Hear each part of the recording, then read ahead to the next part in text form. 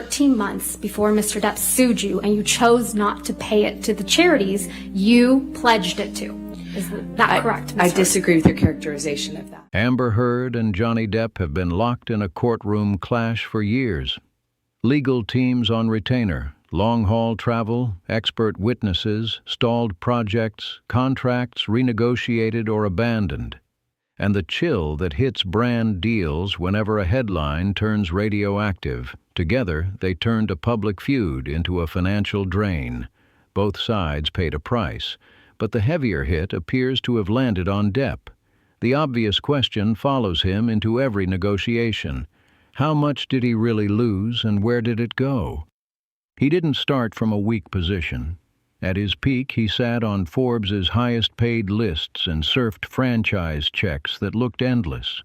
Those streams slowed, then seized, as litigation and headlines crowded out the work. The first leak was opportunity.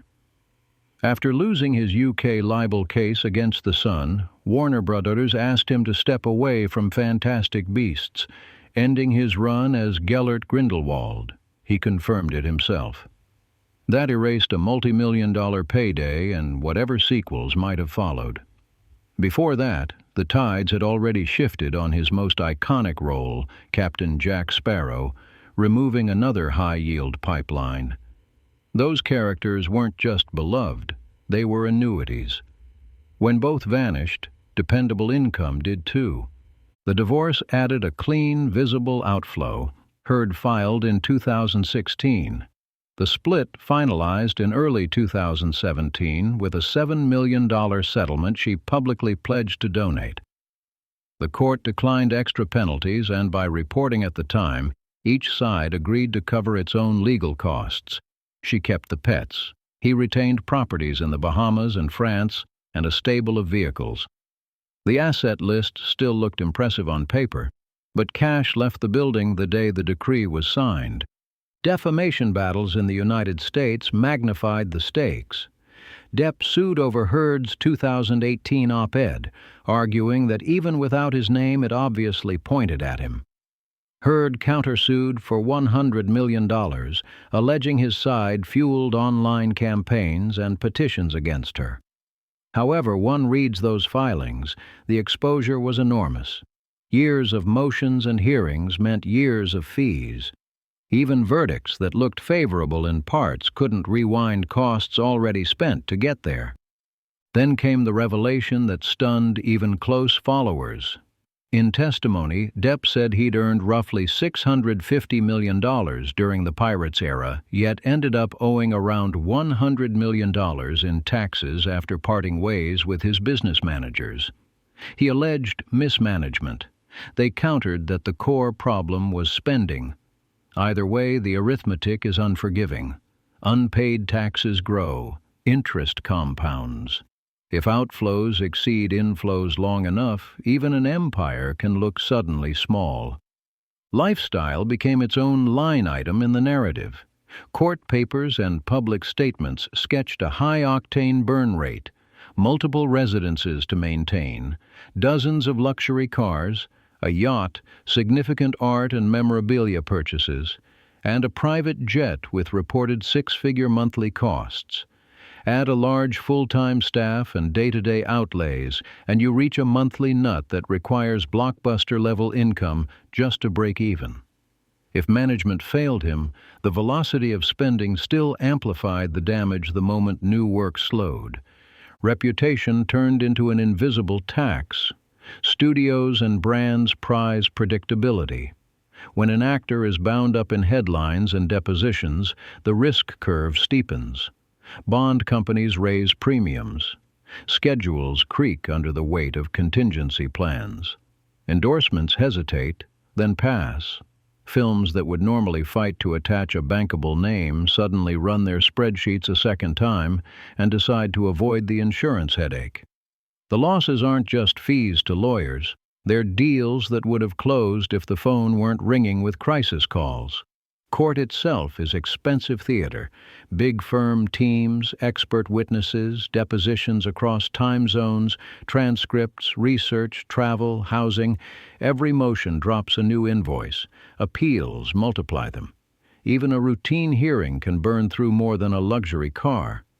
Stack that expense next to opportunity cost, months spent litigating instead of creating, and the total drifts far beyond what any single verdict can recover.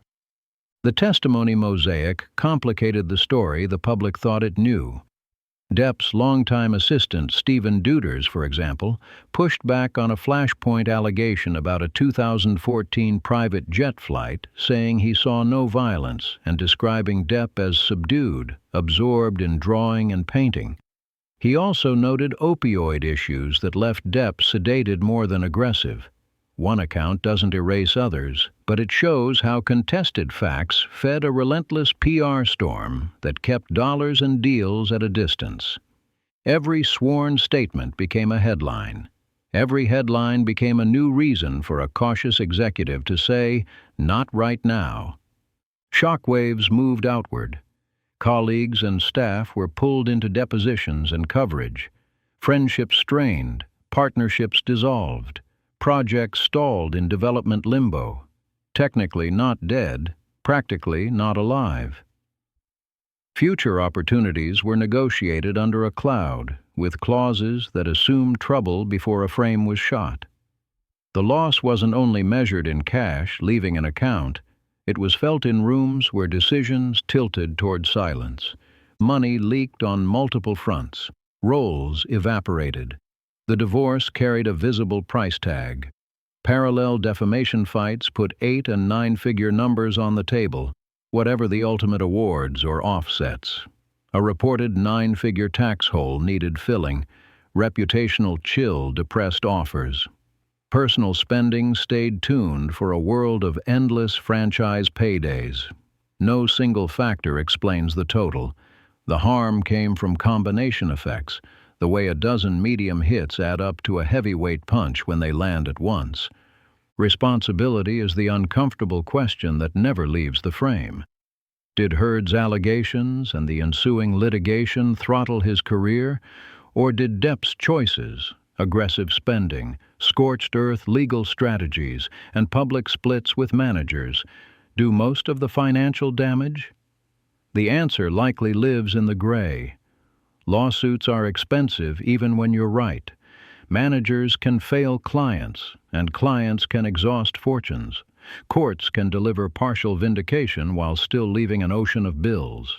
Tie all of that to Hollywood's image economy and fortunes thin faster than outsiders imagine. And yet the door to recovery isn't welded shut. Depp remains a global name with an audience that turns up. A single prestige performance can reset the conversation.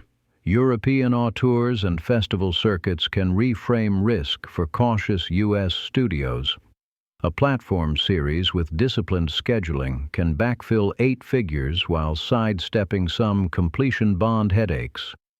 His music projects draw live revenue and keep a fan base engaged between films. None of that erases the past, but success has a short memory when the work is undeniable.